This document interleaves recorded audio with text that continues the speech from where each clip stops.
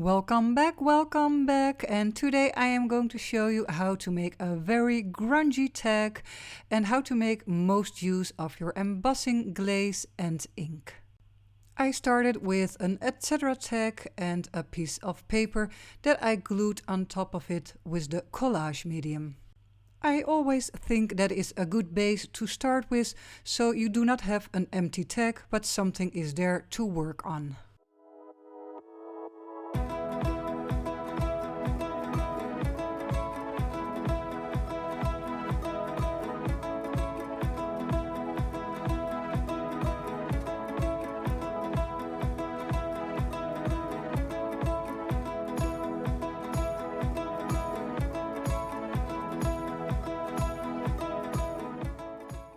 This whole project is about applying layer after layer, and I'm just starting off with a simple one, and that is with a spray. And it's not supposed to look like something right away, it's just applying something, a color that you like, and maybe filling up some gaps on the background. Just play a little bit around. And because of the Distress Oxide spray is water reactive, you can still play with some water drops and pull some color off. I will continue with the Distress Grit Paste, the opaque one, and some new embossing glaze, the Salty Ocean.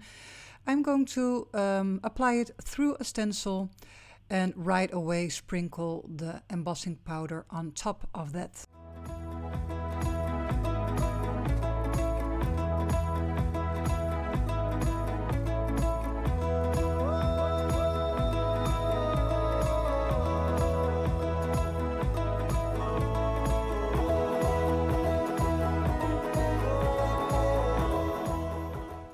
You can see I applied it on both sides of the tag, and I'm also adding some hickory smoke in the embossing glaze, just for a little bit of a darker color.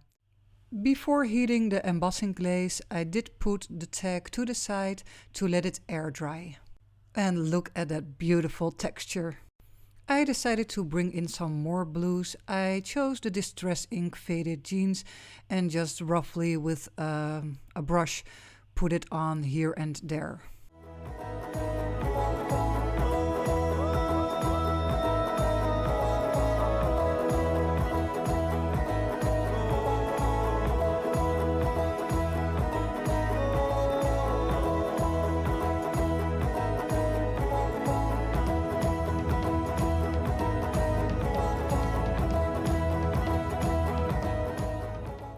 This whole project is about trying and playing with all kinds of medium, and that is also the reason why I am applying some acrylic distress paint, the iced spruce.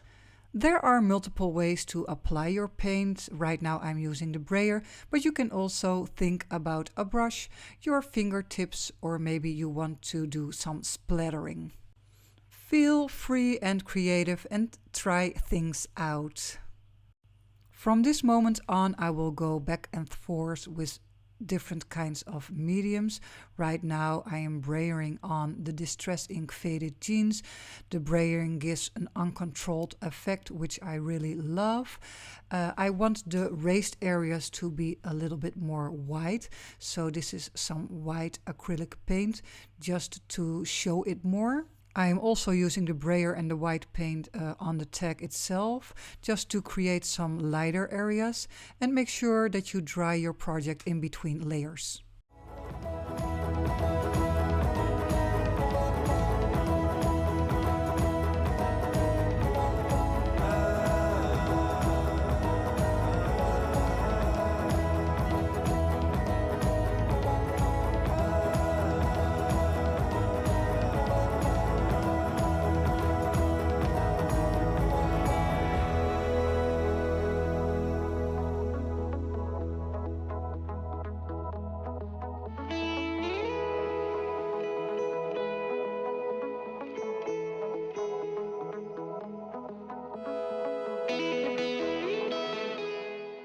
You have seen me go in on the tag with the ink pad itself, with the blue.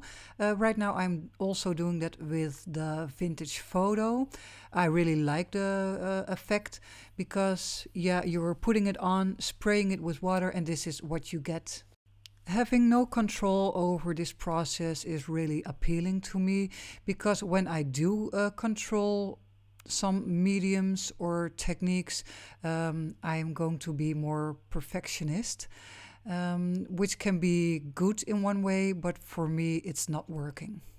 That also goes for the next product I'm going to use, the Distress Embossing Dabber. I am going to apply it and then apply the embossing glaze on top, and then, yeah, just scratch some embossing glaze away with your fingers, so it's not like a straight line. You want it to be a bit more grungy.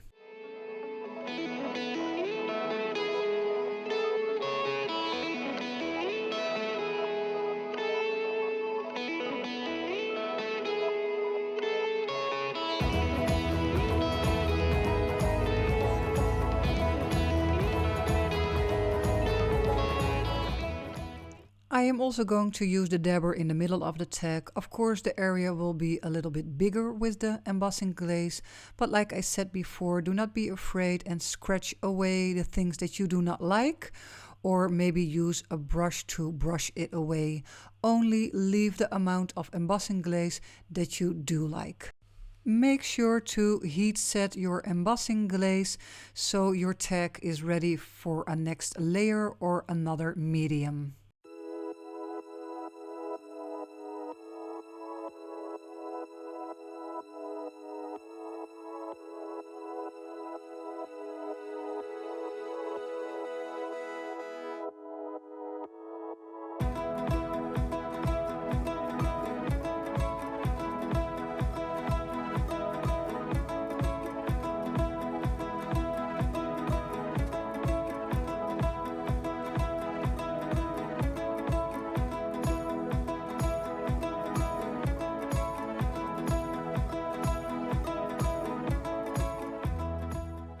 You just saw me go back in there with the Distress inks. It's the vintage photo and also still the faded jeans.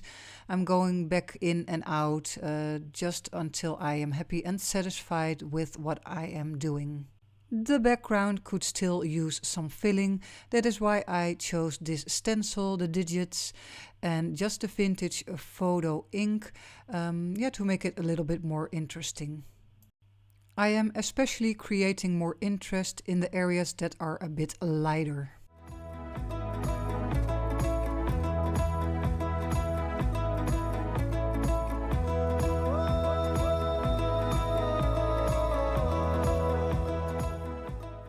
On the tag I would like to make an eye catcher. I'm going to stamp on this piece of paper, but first of all I have to prepare it with a little bit of the color that I'm already worked with in the tag.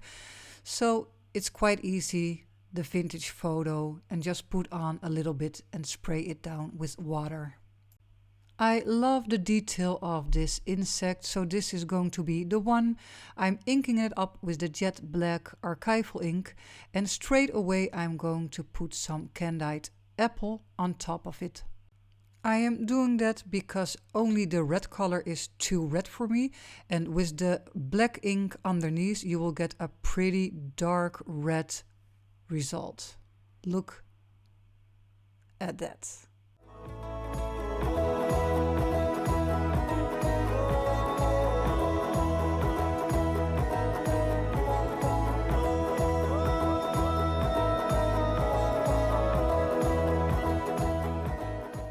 I am going to work with the Distress Embossing Pen. I really adore this pen because you can highlight just very small areas and you can work very detailed. For this insect, I would like to make the tips of the wings a little bit more colorful. So I am first applying with the pen and then immediately with the embossing glaze. And you can see how small the areas are, and yeah, the pen works perfect.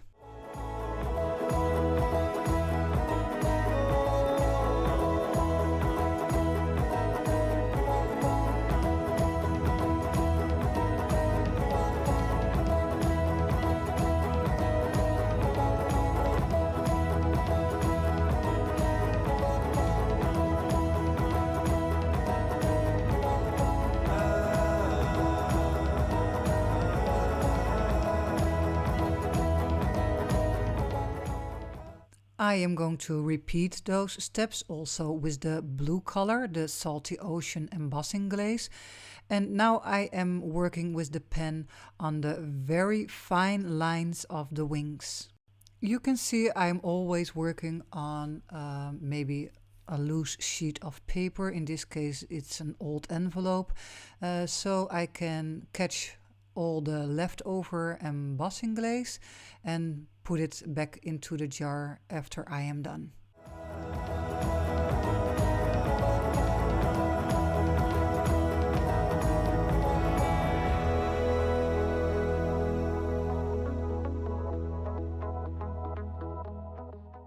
And look at these gorgeous details. Isn't it beautiful?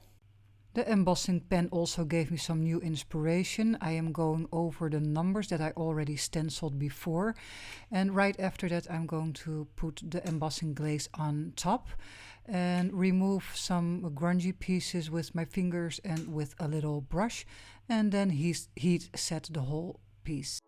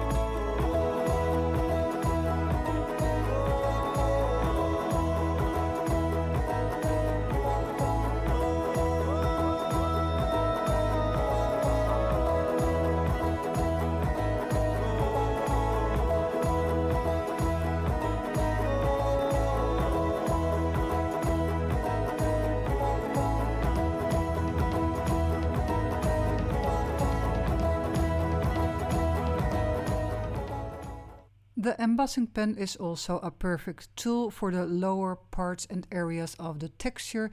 Just touch the places that you would like to emboss and immediately put your embossing glaze on top of it.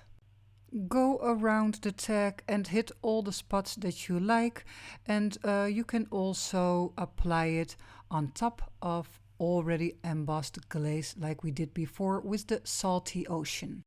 And of course, do not forget to heat set your embossing glaze.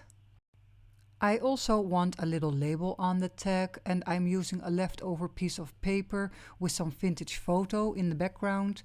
I stamped with the Field Notes stamp set with the black archival ink, and on top of that I applied the red candied apple embossing glaze.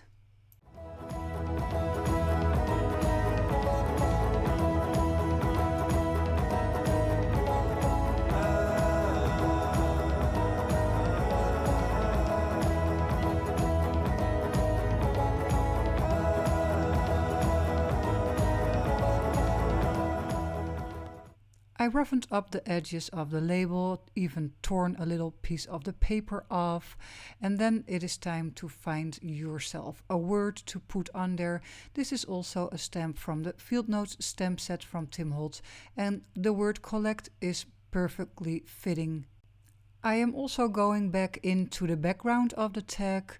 I was missing some text, and that is why I am stamping with the black archival ink and the ledger script stamp from Tim Holtz. I am using the alcohol ink espresso color to color this Foundry adornment from Tim Holtz. I just let some drops fall down on the adornment, and I'm getting rid of the excess of alcohol ink with an old cloth. When everything has dried properly, it is time to glue down all the pieces with the Collage medium. For a little finishing touch, I decided to put a staple into the label. Of course, I also want to pull something through the hole of the tag.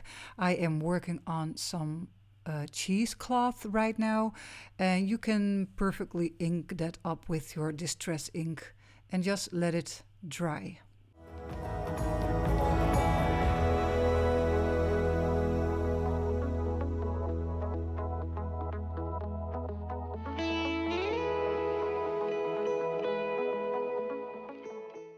This video is almost done.